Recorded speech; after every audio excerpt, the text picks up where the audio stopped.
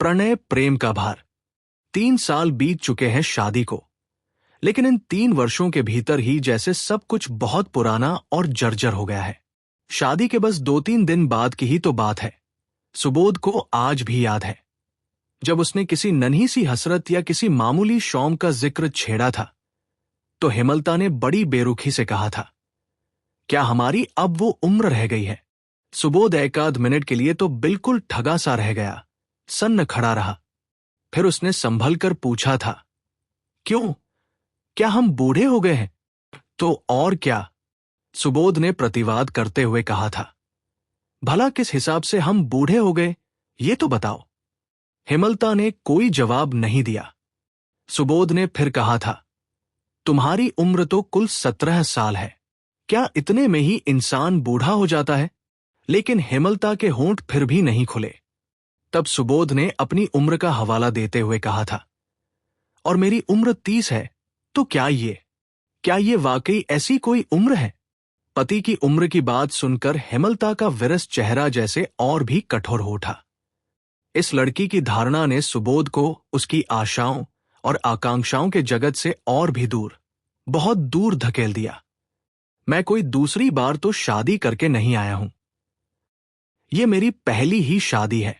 जो मुझे नहीं जानते, वे तो मुझे देखकर कहते हैं कि उम्र 24-25 से ज्यादा नहीं होगी। बूढ़ा तो इंसान 60-70 की उम्र में होता है। हमें बूढ़ा होने में अभी ढेरों साल बाकी हैं हेमलता। सुबोध ने हेमलता का हाथ अपने हाथों में थाम लिया, लेकिन इस लड़की की ओर से कोई भी तीव्र या आत्मीय प्रतिक्रिया नहीं हुई। उसने खुद को एक विवाहित पत्नी तो माना, अपने कर्तव्यों का परिचय भी दिया, लेकिन फिर भी यौवन की जो साध, जो उल्लास होना चाहिए था, वो उसके भीतर जैसे कहीं था ही नहीं। क्यों नहीं था? ऐसा क्यों? जीवन में सुबोध ने बहुत ठोकरें खाई हैं, कई बार ठगा गया है, अपार कष्ट सहे हैं।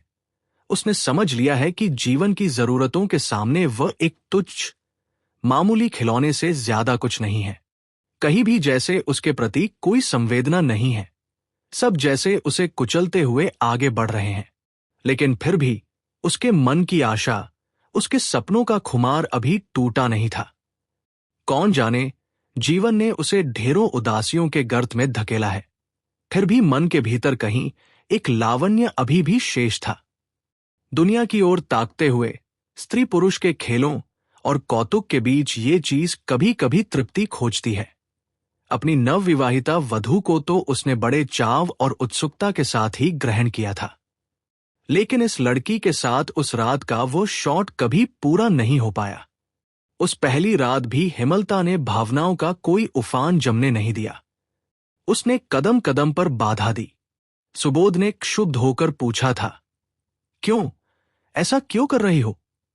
हेमलता ने कहा था, तुम इतने बड़े हो गए हो, फिर भी क्या तुम्हें इतनी भी समझ नहीं है कि इस उम्र में इस तरह की लड़कपन की बातें करने का समय क्या अब हमारे पास रह गया है?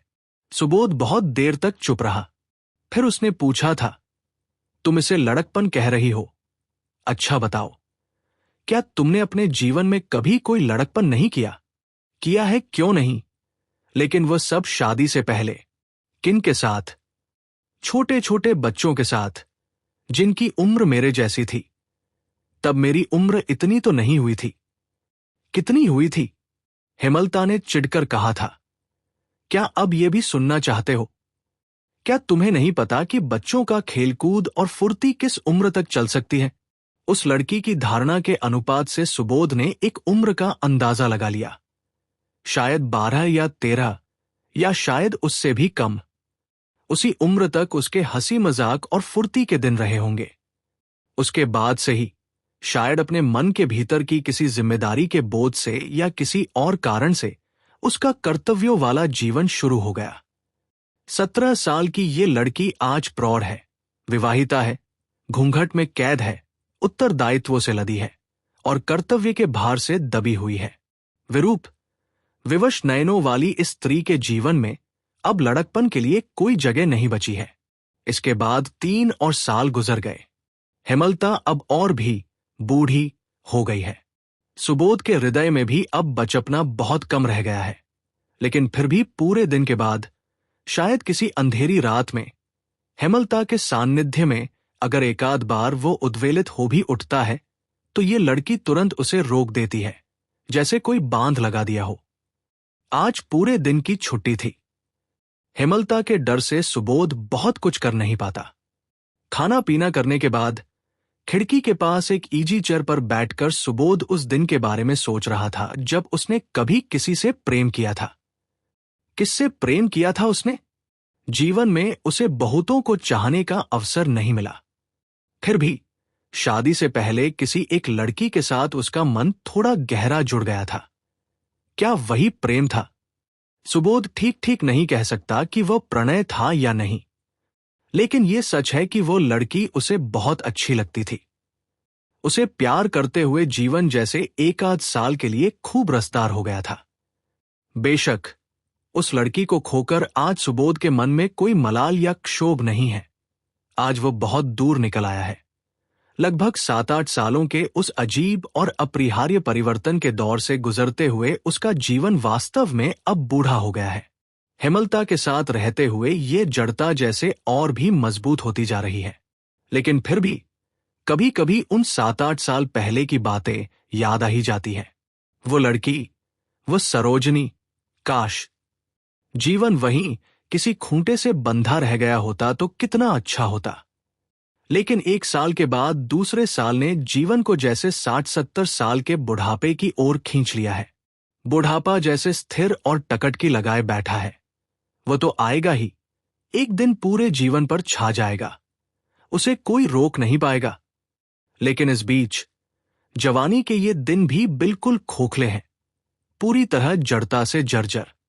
सरोजनी के वे पुराने पत्र सुबोध ने एक छोटे से कैश बॉक्स में संभाल कर रखे थे। उसने तिपाई पर वो बॉक्स लाकर रखा। वह एक एक करके उन पत्रों को पढ़ने लगा। हेमलता शायद घर के भीतर संसार के कामों में उलझी थी। उसे अच्छी तरह पता था कि आज सुबोध की छुट्टी है, लेकिन फिर भी जल्दी जल्दी काम निपटाकर उसके पास आने का कोई आकर्षण अब शायद शेष नहीं रह गया था। फिर भी ये दो जीवन एक दूसरे से ऐसे क्यों लिपटे हुए चले जा रहे हैं? सुबोध नहीं जानता। उसने एक और पत्र खोला और पढ़ने लगा। लेकिन सरोजनी अब अविनाश की पत्नी है, 4-5 बच्चों की मां है। ये सोचते ही सुबोध के मन में एक मरोड़ सी उठी और वो ठिठक गया। उन पत्रों के भीतर से एक नारी की वो कोमल इच्छा, वो सूक्ष्म अनुभव जिससे उसने दुनिया को थोड़ा मधुर बनाने की कोशिश की थी, अब कहीं नहीं बचा। नहीं, अब वो खुद को इस तरह और लालच नहीं देगा। नहीं, प्यार पाकर ऐसा नहीं होता। लेकिन प्यार पाने की चाह में वह उस प्रेम की प्रतिध्वनि के पास अब और नहीं जाएगा। सुबोध ने पत्रों का वह बक्सा हटाकर रख दिया। अब वो इसे कभी नहीं खोलेगा। 7-8 साल बीत गए, अब ये सब झूठ हो चुके हैं। इजी चेयर पर बैठे बैठे सोया जा सकता था, पर नींद नहीं आई। पूरे दिन की इस छुट्टी में जागते हुए वह आखिर करेगा क्या? अगर ऑफिस होता तो अब तक वो अपनी डेस्क पर होता, काफी कलम चला चुका होता, शायद टाइपराइटर पकड़ लिया होता और बड़ी तेजी से टाइप कर रहा होता। सिर के ऊपर पंखा बन बन करके घूम रहा होता। जीवन कितना तेज होता है। पंखे की लय और टाइपराइटर की खटखट के बीच, मन की उस व्यस्तता और काम की उत्कृष्टता के भीतर, वहां क्या कुछ और सोचने का समय होता है? जीवन की इस एकरसता और विफलता से उस ऑफिस ने उसे कितनी बेरहमी से बचाया है। मन ही मन सुबोध उस ऑफिस को धन्यवाद दे रहा था। फुर्सत के इन लम्हों में वो अपनी उस गहरी बीमारी, अकेलापन को काट नहीं पाता। उसने खिड़की की झिरी से बाहर बिजली के उन उलझे हुए तारों की ओर देखा। ट्राम के तार, टेलीग्राफ के तार, न जाने क्या क्या। छुट्टी के दिन सड़क पर लोग भी बहुत कम थे। ट्राम और बसें भी जैसे बहुत देर से आ रही थी। पूरा शहर जैसे सुस्ता रहा था। उसका मन तो बहुत करता था कि वो बहुत सी बातें लिखे, अपने जीवन की वे गुप्त और एकांत बातें, उन पत्रों की तरह। लेकिन वे पत्र वो आखिर भेजेगा किसे?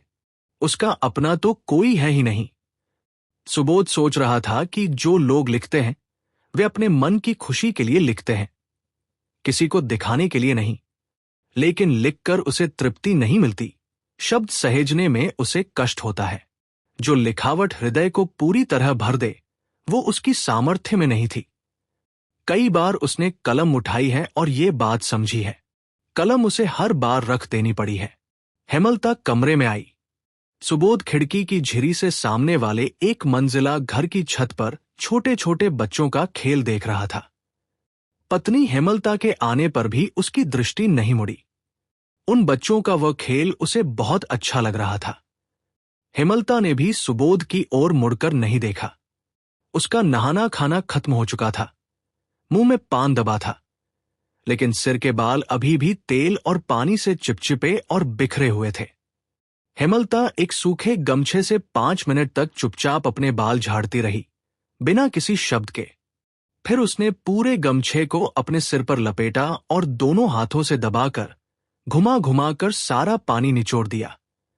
इस खामोश श्रृंगार के पीछे उसके मन में क्या चल रहा था, कौन जाने, लेकिन उसे अपने पति से एकाध बात करने का कोई अवसर नहीं मिला। वो बात भी क्या करती। खाना खाने के बाद अखबार गोद में लिए इजी चेयर पर बैठा पति बिल्कुल अपने फॉर्म में था।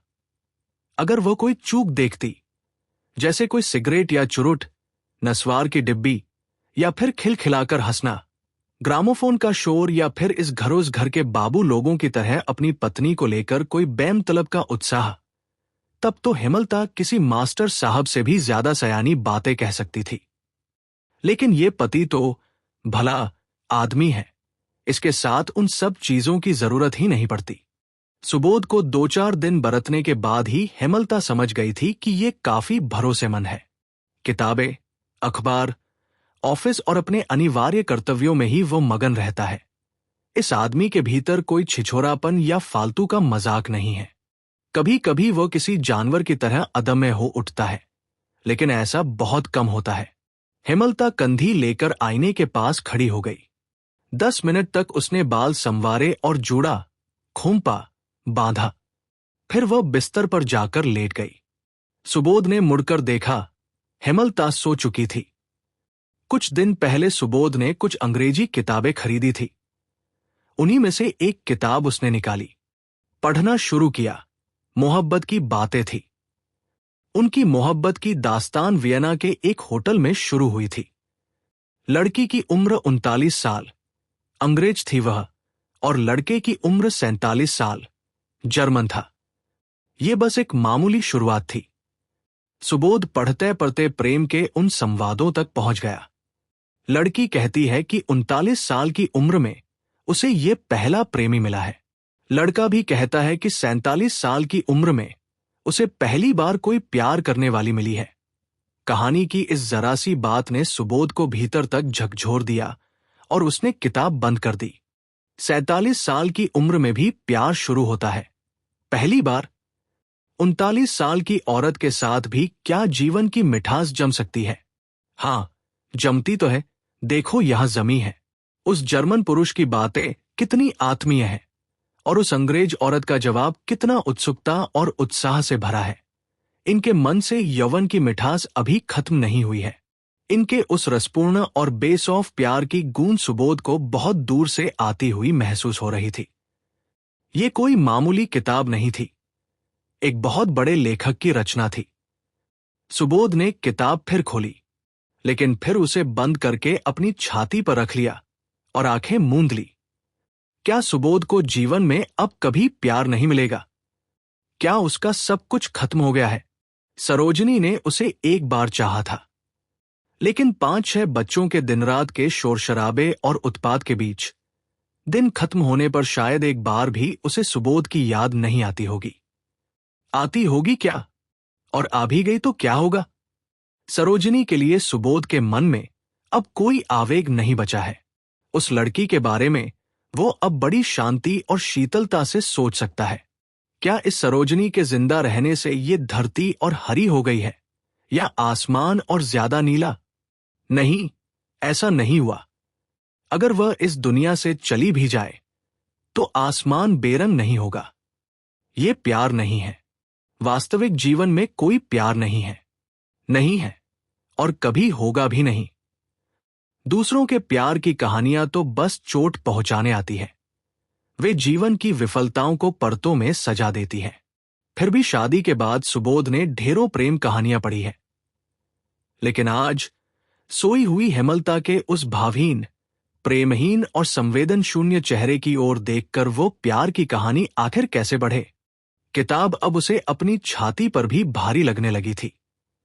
ये विशाल प्रणय, प्रेम का ये भार, उसके अथाह प्रेमहीन जीवन का जैसे मजाक उड़ा रहा था।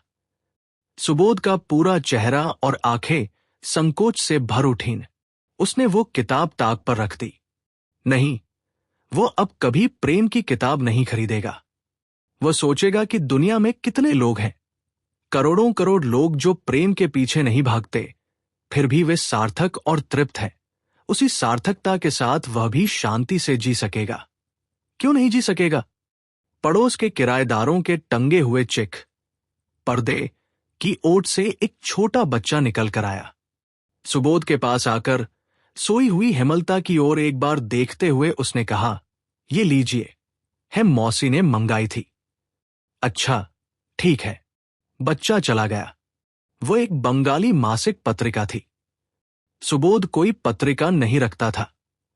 उसे साहित्य की खबरों की बहुत कम जानकारी थी। जो कुछ वह जानता था वो बस विदेशी लेखकों के बारे में था। सुना था कि यह पत्रिका इस देश के मापदंडों के हिसाब से काफी ऊंचे दर्जे की है। सुबोध ने उसे खोला। एक कहानी पर उसकी नजर पड़ी। मन आज एक छोटे बच्चे की तरह बस कहानी चाहता था। सुबोध ने पढ़ना शुरू किया। यहां भी वही प्यार की बातें।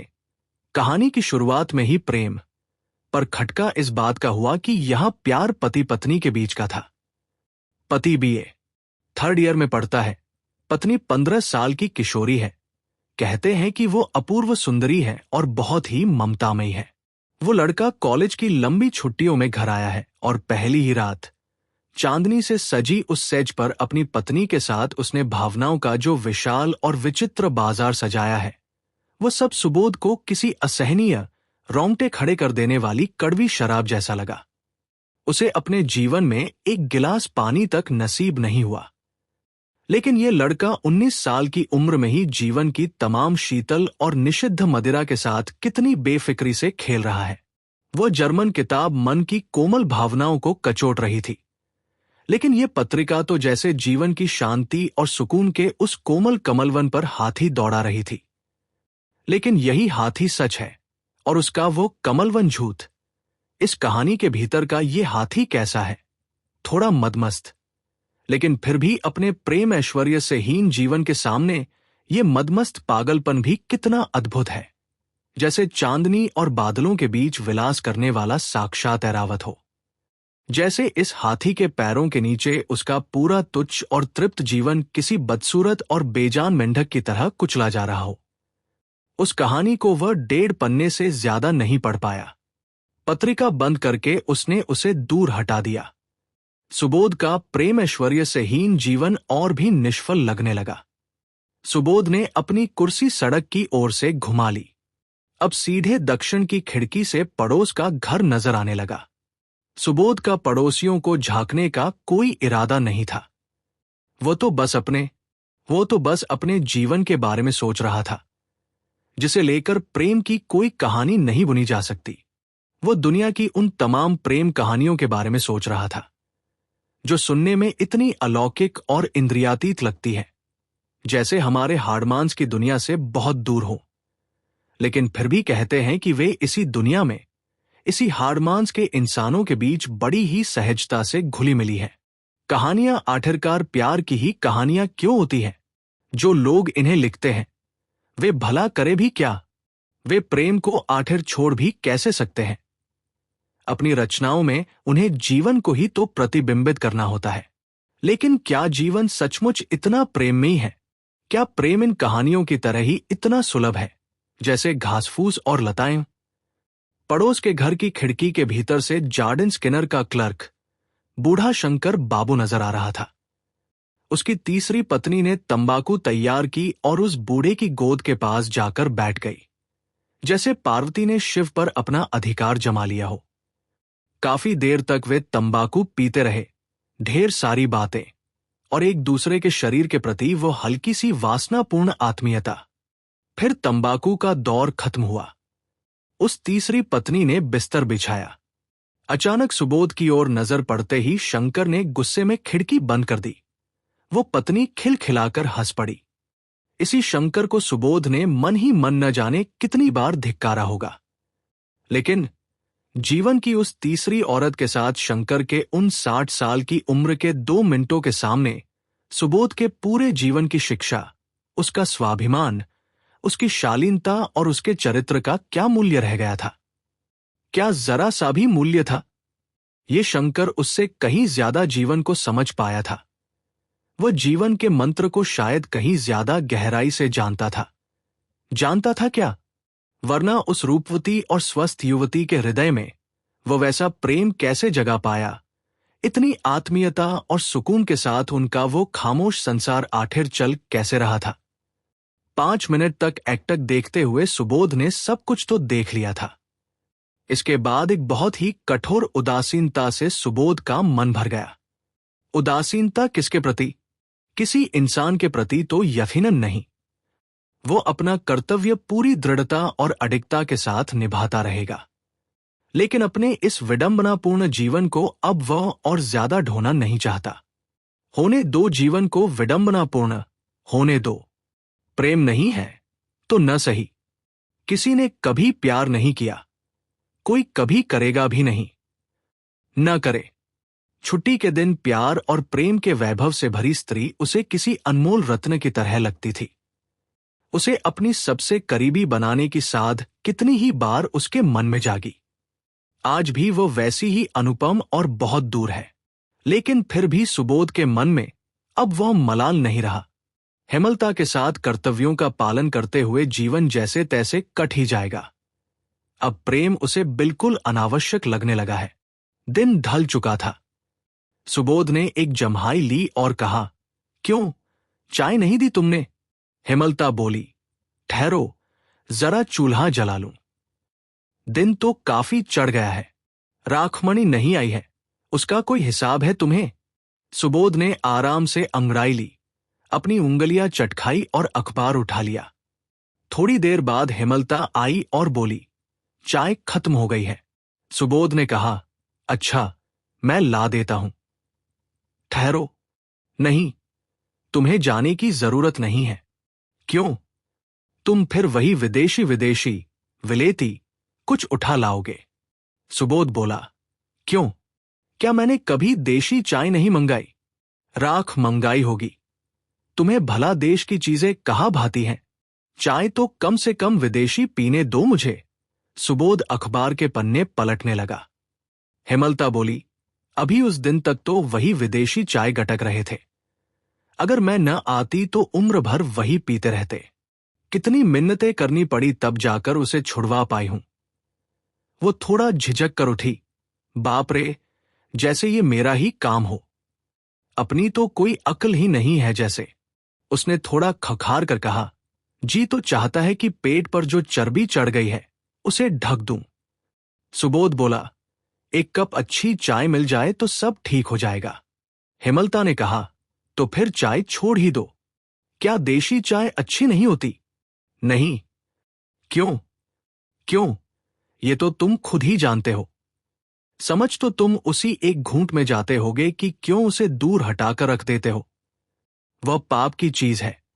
विदेशी चीजें हम कभी अच्छी बना ही नहीं सकते। उससे तो अच्छा है कि तुम चाय ही त्याग दो। सुबोध ने कहा, सिगरेट भी तो तुमने छुड़वा दी। हेमलता चिढ़कर बोली, हाँ, सिगरेट। कोलकाता की इस तीसरी मंजिल पर बैठकर ये बातें तुम्हारे मुंह पर शोभा देती हैं। बड़े आराम से जो मन में आए कह सकते हो। कभी जाकर देखो मेरे मायके में, किसी ने सिगरेट निकाली नहीं कि सातों तरफ से लाठियों की ऐसी मार पड़ेगी कि सिर साबुत नहीं बचेगा। सुबोध बोला, मैं चुरुट नहीं पी सकता, बहुत कड़वा लगता है। तो कुछ मत पियो। पान खाने की भी आदत नहीं है मेरी, वो तो अच्छा ही है। तो फिर मैं आखिर किसके सहारे रहूं?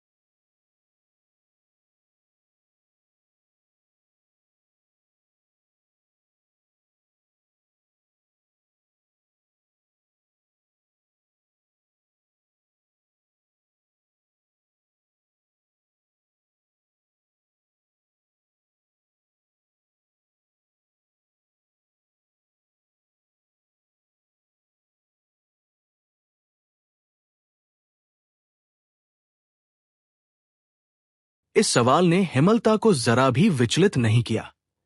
उसने जैसे ये सुना ही नहीं। ये सवाल उसे किसी नासमझ बच्चे की बेकार की जिद जैसा लगा। हेमलता खुद किसके सहारे रहती है? वो खुद भी तो कोई नशा नहीं करती।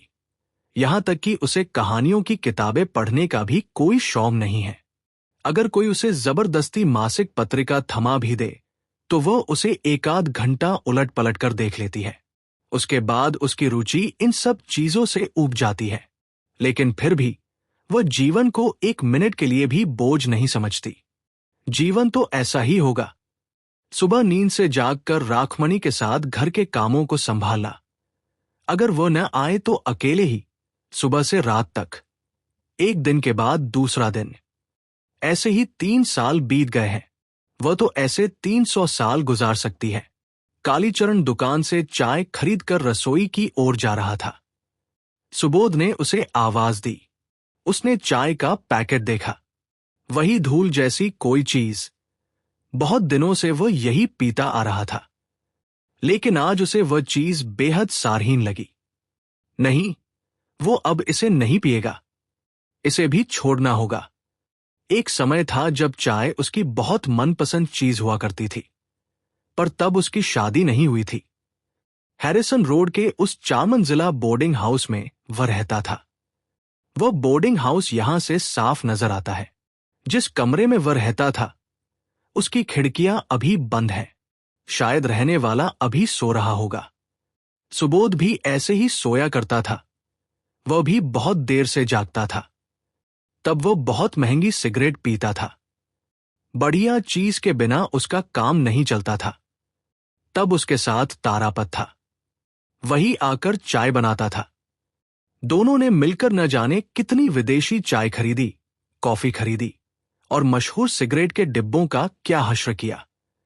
उसके बाद तारापद अपने कमरे में चला जाता था। डेक चेयर पर अकेले बैठे बैठे सुबोध एक नारी के सपने देखता था। एक ऐसी स्त्री जो इस तारापद से कहीं बेहतर गृहिणी होगी, जो कहीं ज्यादा हंसमुख और चंचल होगी, जो उसकी तमाम कामनाओं और आराधना की मूरत होगी। उसके सामने कॉफी का प्याला या सिगरेट का डिब्बा कुछ भी नहीं होगा। सुबोध अपने फाउंटेन पेन से तिपाई पर ठक ठक करने लगा। कालीचरण चाय लेकर आया। सुबोध ने पूछा, क्या तूने बनाई है? हाँ। किस चीज से बनाई? गुड़ से। दूध? बासी दूध था। कालीचरण चला गया।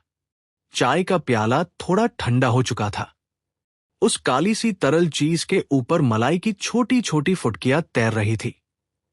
उसमें धुएं और बासी दूध की एक अजीब सी दुर्गंध थी। सुबोध अपने हाथ में फाउंटेन पेन घुमाने लगा। चाय के प्याले से उसका मन अब बहुत दूर जा चुका था। सुबोध सोच रहा था कि वह अब कभी सिगरेट नहीं पिएगा। कॉफी भी उसने 3-4 साल पहले ही छोड़ दी है। शादी के बाद से इस घर में विदेशी चाय का डिब्बा कभी नहीं आया। अच्छा ही है। शौक और विलास की चीजें उसे अब नहीं मिलेंगी। इस बात का जो थोड़ा बहुत मलाल उसे सुबह था, वह भी अब खत्म हो गया है। क्यों खत्म हुआ वह नहीं जानता। चाय का प्याला और ठंडा हो रहा है। गुड़, बासी दूध और देशी चाय के नाम पर जो देशी चीज हेमलता ने आज उसे दी, वो वास्तव में किसी काम की नहीं थी। सुबोध ने ढेरों देशी चाय पी है, शादी से पहले भी। तारापद के उस हद से ज्यादा विलासीपन से ऊबकर सुबोध कई बार देशी चाय के पैकेट खरीद लाता था। ताजे दूध के साथ अपने हाथों से बड़े प्यार से चाय बनाता था। तब तृप्ति में कोई कमी नहीं होती थी। आज भी वह यह सब करने को तैयार था, पर हेमलता उसे ऐसा करने नहीं देगी। क्यों नहीं करने देती, यह सुबोध की समझ से बाहर था।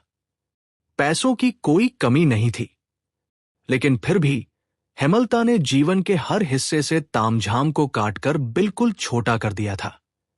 अच्छा ही है। हेमलता खुद एक अभावग्रस्त और संघर्षशील घर से आई थी। उसके जीवन में न कोई कल्पना थी, न कोई सपना। उसका शरीर और रूप किसी सूखी लकड़ी की तरह कठोर था। वह घर के भारी कामों का बोझ बड़े आराम से सह सकती थी। अच्छी बात है, बहुत अच्छी बात है, लेकिन क्या सुबोध को भी वैसा ही बनना होगा? क्या जीवन में अब कोई भी रंग बाकी नहीं रहेगा? मन की भावनाओं का उफान तो बहुत पहले ही शांत हो चुका था, पर क्या बाहर भी थोड़ी सी आजादी नहीं मिलेगी? चाय के साथ एक टोस्ट तक नहीं आया। अंडे तो बहुत पहले ही विदा हो चुके थे। सुबोध का मन काफी देर तक खिन्न रहा। उसे लगा कि उसका अपना जीवन ही प्रेमहीन हो गया है, वरना ये मामूली अंडा और टोस्ट भी उसे इतने बुरे न लगते। फिर उसे ख्याल आया, अरे वो बार बार अपने बारे में ही क्यों सोच रहा है, और अपनी पत्नी के प्रति उसके मन में इतनी विरक्ति आखिर क्यों पैदा हो रही है? एक समय था जब वो हेमलता को प्यार करता था और उसकी हर बात माफ कर देता था। ममता के वे दिन आखिर कहाँ चले गए? ऑफिस से लौटकर सुबोध ने कहा, हमें एक जगह न्योता मिला है। हेमलता ने पूछा, कहाँ? नेबुतला में अभय बाबू की बहन की शादी है, चलोगी? हेमलता बोली, चलो। लेकिन कुछ पल सोचकर वापस आई और बोली, रहने दो। क्यों? मुझे ले जाओगे तो गाड़ी, टैक्सी करनी पड़ेगी। हम दोनों मोटर से ही जाएंगे। क्या वे गाड़ी भेजेंगे? नहीं, मैं खुद किराए पर लूंगा। लौटते समय हम थोड़ा यहां वहां घूमते हुए आएंगे। शादी के बाद से ही तुम बस इस चौके चूल्हे में कैद हो गई हो। जरा बाहर की ताजा हवा भी तो अपनी हड्डियों और मांस को लगने दो। चलो, बहुत अच्छा लगेगा। सुबोध ने बड़े ही उत्साह के साथ हेमलता का हाथ पकड़ा, लेकिन पत्नी बिल्कुल ठंडी थी। उसके चेहरे पर कहीं भी जरा सी प्रसन्नता या कृतज्ञता का भाव नहीं था। न कोई जिज्ञासा थी, न कोई चाह, और भी न जाने क्या क्या गायब था। जो चीजें सुबोध बार बार एक सुखद एहसास के भीतर खोजने की कोशिश कर रहा था। नेबुतला की उस शादी में उस नई वधू के चेहरे पर वो सब सुबोध को यकीनन दिखता, लेकिन हेमलता के चेहरे पर तो उसने 3 साल पहले उस शादी की रात भी नहीं देखा था। सुबोध के सीने के भीतर एक मीठा सा दर्द होने लगा। वो उस शादी में नहीं गया। वह जाता भी कैसे? वह उस नई वधू के चेहरे की ओर ताक नहीं पाता। उसे देखते ही अपने जीवन के उस पहले मोह का, उस प्रेम की लौ जैसे सुंदर और गहरे मुखड़े का उसे लालच होने लगता। उसके हृदय के भीतर न जाने कितनी बेमतलब की बातें तैरने लगती। उसे अपनी शादी बिल्कुल बनावटी लगने लगती और हेमलता के प्रति उसकी नफरत शायद और बढ़ जाती। ऐसा ही तो हुआ था। 6 महीने पहले एक शादी में वह गया था। उसने दूल्हा दुल्हन को कोबर, बासर में जाते देखा था। वह सबके साथ मिलकर हंसी मजाक नहीं कर पाया। एक कोने में उदास सा खड़ा रहा। उसके मन में तब क्या जागा था? हेमलता के लिए प्यार या दाम्पत्य जीवन की वो मधुरता? नहीं, सुबोध के जीवन में वो सब सच नहीं है। शादी ने उसे बस एक खालीपन दिया है। इजी चेयर पर वह देर रात तक जागता रहा। हेमलता एक बार आई, उसे देखा, पर कुछ नहीं कहा। फिर जब रात और भी गहरी हो गई तो उसने खाने के लिए आवाज दी। कालीचरण ने खाना परोसा। हेमलता बोली, मेरे पेट में कोलिक का दर्द उठा है, मैं जा रही हूं। अब और खड़ी नहीं रह सकती। सुबोध ने हेमलता के चेहरे की ओर एक बार देखा। वह दर्द से कैसा सिकुड़ गया था, कितना बदरंग लग रहा था। लेकिन क्या एक मरीज के चेहरे की वह बदसूरती ही सब कुछ थी? जैसे सब कुछ वही थी। सुबोध को उसके उस दर्द के प्रति कोई सहानुभूति महसूस नहीं हो रही थी, जरा भी नहीं। कालीचरण गर्म पानी की बोतल लाने में कितनी देर कर रहा है, इस बात से सुबोध को कोई फर्क नहीं पड़ रहा था। पत्नी से बचने के लिए सुबोध काफी देर तक छत पर टहलता रहा। एक और कोहबर की रात। अभय की बहन उस निरुपमा की आज शादी है। पूरी छत चांदनी से नहाई हुई है। उनके कोहबर की खिड़की से भी तो यही चांदनी झांक रही होगी। निरुपमा कितनी अद्भुत लड़की है। रूप और गुणों से जैसे मन को ठंडक पहुंचा देती है। वो लड़की बिल्कुल शाम की तरह शांत है। इस आधी रात की निर्मल चांदनी में उसके दूल्हे का विलास कितना गहरा होगा। विलास से भी ज्यादा कितनी असीम शांति और शीतलता होगी, जैसे मधुरता के भीतर मधुमालती का कोई घना कुंज हो। 3 साल पहले ऐसी ही एक चांदनी रात में जब सुबोध कोहबर में जा रहा था, उसे लगा था कि उसे सब कुछ मिल जाएगा। ये सब, बिल्कुल यही सब। आज उसका मन फिर करता है कि वो किसी नए कोबर में कदम रखे, अपनी उस पूरी पुरानी जिंदगी को भूल जाए। मन करता है कि जीवन को नए सिरे से सजाए। उसने सोचा, उसकी उम्र तो अभी 33 साल है, निरुपमा के दूल्हे की उम्र 38 साल है, लेकिन फिर भी जीवन के हिसाब से सुबोध आज उससे कितना ज्यादा जड़ और स्थिर हो गया है। लोगों की नजर में वो आज एक समझदार पति है। लोग उससे एक सफल पति होने के न जाने कितने गुणों की मांग कितनी बेरहमी से करते हैं। वह एक सदाचारिस फल पति है। सुबोध ने अपने मन की उस गुप्त हंसी के साथ थोड़ा खेला। वो एक सफल और सदाचारी पति है। उसकी पत्नी भी यही मानती है। लेकिन फिर भी पूरी दुनिया को तृप्त करने के बाद इस अजीब सी नैतिकता के साथ वो खुद आखिर कितने दिन खुश रह पाएगा। उसे खुद पर ही बड़ा संदेह होता है। उसका मन इतना ढर्रे पर चल रहा है कि हेमलता का पति बनेबने ही वो शायद बूढ़ा हो जाएगा। जीवन से उसे इससे ज्यादा रस और कभी नहीं मिलेगा। ऐसा ही होगा, और हो भी क्या सकता है। सुबोध ने एक गहरी, धीरज भरी सांस अपने सीने में दबा ली। उसने आसमान के तारों की ओर देखा। उनसे कोई उम्मीद, कोई सपना या कोई जादू बटोरने के लिए नहीं। जिस जीवन को वह ढो रहा है, उसमें इन सब चीजों की रत्ती भर भी जरूरत नहीं पड़ेगी। इतनी रात गए आसमान में किसी का छोड़ा हुआ कोई फानुस जलता हुआ उड़ रहा है। इस पूरी दुनिया में उस फानुस के सिवा सुबोध के पास जैसे और कुछ नहीं है। भोर का समय था। सुबोध की आंखें नींद से बोझल थी। फिर भी उसे लगा कि अगर वो इस समय बिस्तर पर गया तो हेमलता चिढ़ जाएगी। सुबोध ने हाथ मुंह धोया और अपनी बेंत की कुर्सी पर जाकर बैठ गया। हेमलता ने करवट बदली और पूछा, कौन? तुम हो क्या? सुबोध ने कहा, तुम अभी तक सो रही थी क्या? तुम तो कभी इतनी देर तक नहीं सोती। हेमलता ने एक अजीब सा मुंह बनाया और बोली, जब जरूरत होती है तब सोती हूं। सुबोध बोला, हल्की हल्की ठंड पड़ने लगी है ना? कल पूरी रात आखिर थे कहां? छत पर। वही रहोगे। मैंने कहा भी था कि मेरे पेट में कोलिक का दर्द उठा है। सुबोध को अब याद आया। वो पूरी तरह भूल चुका था। उसे हल्की सी शर्म महसूस हुई। वो शर्म भी कितनी फीकी थी। उसमें कोई सच्चाई नहीं थी जो किसी भी पल पकड़ी जा सकती थी। लेकिन पकड़ी जाए तो भी अच्छा है। सुबोध हेमलता को चोट पहुंचाना नहीं चाहता। वास्तव में वो थोड़ी बहुत शर्म तो महसूस कर रहा था, पर उसे कोई दुख नहीं था। कल रात छत पर उसने उस चांदनी का पूरा आनंद लिया था। खाना खाते ही उसने तय कर लिया था कि वह एक कोलिक के मरीज के बिस्तर के पास बैठकर उसकी आहें सुनते हुए रात नहीं बिताएगा।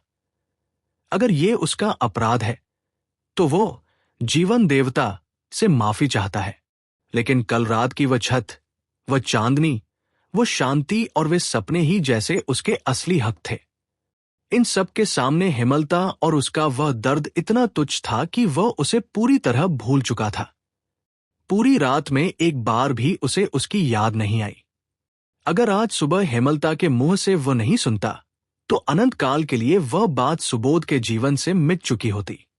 हेमलता चिढ़कर बोली, तुम्हारा घमंड इतना बढ़ गया है कि गर्म पानी की बोतल तक खुद लाकर नहीं दे सके। सुबोध ने कोई जवाब नहीं दिया। एक नौकर के हाथ उसे भेजते हुए तुम्हें शर्म नहीं आई?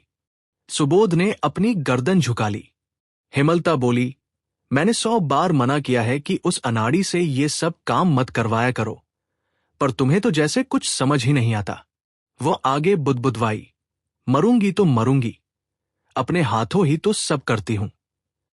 कल खड़ी नहीं हो पा रही थी, बताया भी था, आंखों के सामने देख भी रहे थे, फिर भी ये हाल। असहनीय कड़वाहट में उसने खुद को झटका और बैठ गई। बोली, सोडे की एक बोतल तो गई, टूट गई, टूटेगी नहीं। क्या वो कालीचरण इंसान है? तो फिर गर्म पानी आखिर किसमें लिया?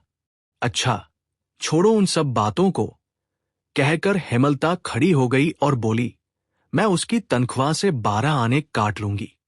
सुबोध बोला, तो फिर वो भाग जाएगा। जाने दो।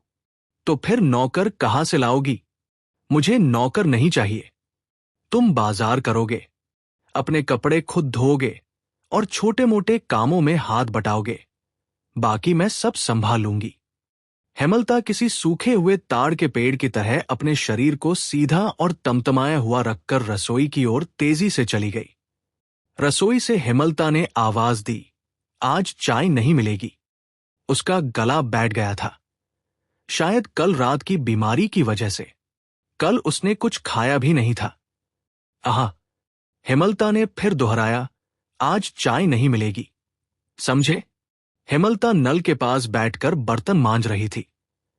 कल पूरी रात कोलिक के दर्द में वो अकेले तड़पती रही, उसने कुछ खाया भी नहीं।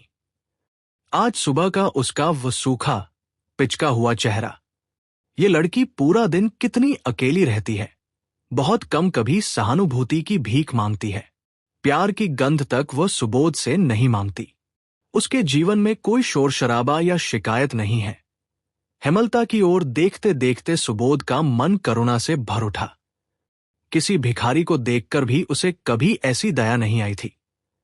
उसे लगा कि ये लड़की जो मांगे वो उसे दे सकता है, इसलिए नहीं कि उसे देना चाहिए, बल्कि इसलिए क्योंकि देने की एक मधुर इच्छा को वो रोक नहीं पा रहा था। ये लड़की आखिर चाहती क्या है? आज के दिन उसे एक सोडे की बोतल के सिवा और कुछ नहीं चाहिए। सुबोध उसे वो लाकर देगा। सोडे की बोतल के बारे में सोचते सोचते सुबोध इजी चेयर पर ही सो गया। हेमलता ने उसे एक चपत ठोना मारकर जगाया। उसके हाथ में एक चिट्ठी थी। सुबोध ने पूछा, क्या डाक आई है? हां, काफी देर पहले। किसकी चिट्ठी है? सुधा की है। सुधा? इतने दिनों बाद लिखा है उसने। किसे लिखा? तुम्हें नहीं। सुबोध का मन थोड़ा छोटा हो गया। एक महीना बीत गया है जब उसकी बहन सुधा, जो स्कूल में टीचर है, अपनी एक सहकर्मी के साथ पुरी घूमने गई है। उसने अपनी भाभी को इससे पहले भी एक चिट्ठी लिखी थी। आज फिर एक आई है, लेकिन अपने बड़े भाई को वह एक चिट्ठी तक नहीं लिख पाई। दुनिया के इस भरे पूरे जीवन के सागर से कौन सी चीज सुबोध को इतना अलग कर रही है? अपने व्यवहार या अपनी बातों से उसने कभी किसी को चोट नहीं पहुंचाई। वो कभी प्यार या स्नेह का ढोंग करने भी नहीं गया।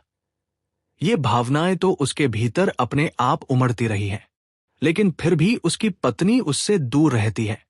उसकी बहन उसे चिट्ठी नहीं लिखती। जीवन में उसे कोई चाहने वाला रिश्तेदार तक नसीब नहीं हुआ। हेमलता बोली, क्या सोच रहे हो? सुधा तुम्हें रत्ती भर भी घास नहीं डालती। सुबोध को चिढ़ाकर हेमलता को एक अजीब सा संतोष हुआ और वह मुस्कुराने लगी। उसने आगे कहा, तुम ही बस बहन बहन करके मरे जाते हो। सुबोध मरता तो नहीं था, लेकिन सुधा को वो अपने माता पिता जैसा ही स्नेह करता था, जो अब इस दुनिया में नहीं थे। हेमलता बोली, देखो तो इसमें क्या लिखा है। सुबोध को थोड़ा स्वाभिमान महसूस हुआ। उसने सोचा, जब उसे लिखा ही नहीं तो हेमलता को जो लिखा है वो उसे देखने क्यों जाए। हेमलता ने पूछा, नहीं देखोगे? सुबोध ने चिट्ठी दूर हटाते हुए कहा, नहीं। हेमलता ने होंठ सिकोड़कर कहा, बाप रे, तो फिर सुनो, मैं ही पढ़ती हूं। रहने दो। क्यों रहने दूं? सुनो तो क्या खबर है। सुबोध चुप रहा। हेमलता बोली, मैं बस कुछ ही पंक्तियां पढ़कर सुना रही हूं। हेमलता ने मुस्कुराते हुए लिफाफे के भीतर से एक और मुड़ा हुआ पत्र निकाला। सुबोध ने पूछा, ये फिर किसे लिखा है? क्या ये भी तुम्हें ही लिखा है? हेमलता ने सिर हिलाकर कहा, नहीं। तो किसे? हमारे पड़ोस वाले घर की अनुपमा को। हेमलता बड़ी बेरुखी के साथ उस चिट्ठी को देखकर हंस रही थी। सुबोध बोला, अनुपमा की चिट्ठी तो अनुपमा के नाम ही लिखनी चाहिए थी। हेमलता बोली, लिखती क्यों नहीं? पर शायद एकदम से इतनी हिम्मत नहीं हुई। सुबोध ने थोड़े अचरज के साथ पूछा, हिम्मत? हेमलता बोली, अनुपमा का जो मंझला भाई है नीरद, जिसने पिछले साल में पास किया है, सुधा ने उसी के बारे में लिखा है। सुनो। सुबोध चौंक गया। नीरद के साथ सुधा की जान पहचान कब हुई? न तुम जानते हो, न मैं। ये सब तो बस जादू की तरह हो जाता है। जवान लड़के लड़कियों का प्यार हम जैसे बूढ़े बुढ़िया और घर गृहस्थी वाले लोग भला क्या समझेंगे? हेमलता का यह देहाती अंदाज सुबोध को अच्छा नहीं लगा। एक नहीं, कई कारणों से। सुबोध खुद को केवल घर गृहस्थी वाला नहीं मानता था, और न ही वो खुद को बूढ़ा समझता था। हेमलता बूढ़ी हो सकती है, लेकिन वो खुद तो सावन के हरे धान की तरह लहलहाता और ऊर्जावान है। उसका मन तो प्रणय की ओर खींचने वाला है।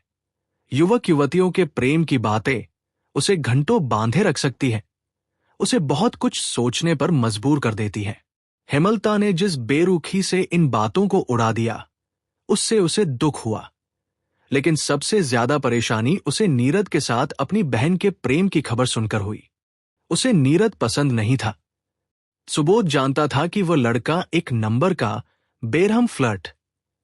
सुधा आखिर उसके चंगुल में कैसे कस गई? हेमलता ने पढ़ना शुरू किया। सुनो, अनुपमा को लिखा है। अनु बहन, इससे पहले भी तुझे 2-3 चिट्ठियां लिखी थी, शायद मिली नहीं तुझे। सुबोध ने दांत किटकिटाते हुए कहा, कैसी बेवकूफ है, ऐसी नासमझ औरत और कहीं नहीं होगी। लेकिन तुरंत ही खुद को संभालते हुए बड़ी उदासी से बोला, छिह। हेमलता बोली, अनु को 2-3 चिट्ठियां लिख दी गई, शायद नीरद को भी एकाध लिखी होगी। और तुम्हें? सुबोध ने अपना दुख और अभिमान घूंट की तरह पी लिया। हेमलता पढ़ती रही। 10-12 पंक्तियों तक तो पुरी और समंदर के जोश की बातें लिखी हैं। उसके बाद लिखा है, मेरे माता पिता नहीं हैं, दुनिया में मेरा आखिर है ही कौन? मैं पूरी तरह आजाद हूं। लेकिन फिर भी इस परम विस्मयकारी समंदर का मैं एक पल के लिए भी आनंद नहीं ले पा रही हूं। मुझे महसूस होता है कि मेरे जैसा बंधन का सुख इस दुनिया में किसी को नहीं मिला होगा। उसके साथ अपने जीवन को, अपने पूरे नारीत्व को, अपने हृदय को लाखों करोड़ों जंजीरों में बांधकर भी मैं खुद को कितनी नासमझी में आजाद मानती हूं। सुना है कि वे पुरी आने वाले हैं। क्या मेरे नसीब में इतना सौभाग्य होगा? ये पत्र मिलते ही उन्हें भेज देना, वे पास नहीं है। इसीलिए यहां 1 महीना रहने के बाद भी मैं इस समंदर को एक दिन के लिए भी समझ नहीं पाई, जबकि सुरमा ने तो समंदर का मिजाज ही पकड़ लिया है। सच में, काश मैं सुरमा की तरह बेअसर, डिटैच्ड हो पाती। लेकिन क्या प्रेम इंसान को कुछ और होने देता है? ऐसा अदम्य देवता। समंदर तो इसके सामने किसी शांत कबूतर जैसा लगता है। हेमलता रुकी, बोली, ठिठक क्यों गए? क्या यकीन नहीं हो रहा? देखो खुद। सुबोध ने वह पत्र उठा लिया और काफी देर तक बैठा रहा। हेमलता ने पूछा, क्या करोगे? क्या अनु को दे आओ ये चिट्ठी? सुबोध ने बिना उसकी ओर देखे कहा, मुझे नहीं पता।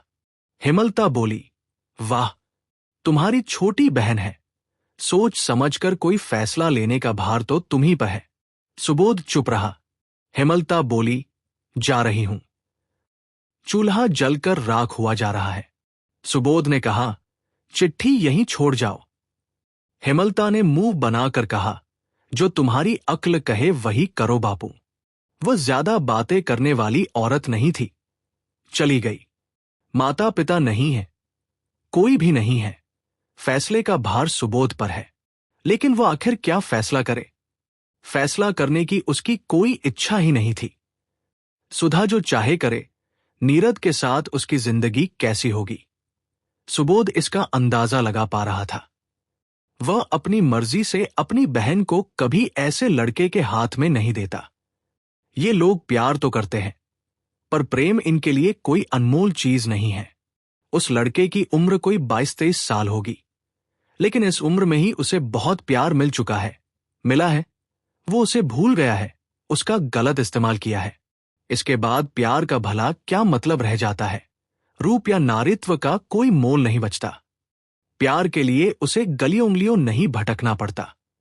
रूप और रस की तलाश में किसी निष्ठुर कटाक्ष से उसका जीवन विडंबनापूर्ण नहीं बना है। किसी स्त्री को अपना बनाने के लिए जीवन विधाता उससे एक पल की एकाग्रता की भी मांग नहीं करते। वह सायन नहीं चाहता।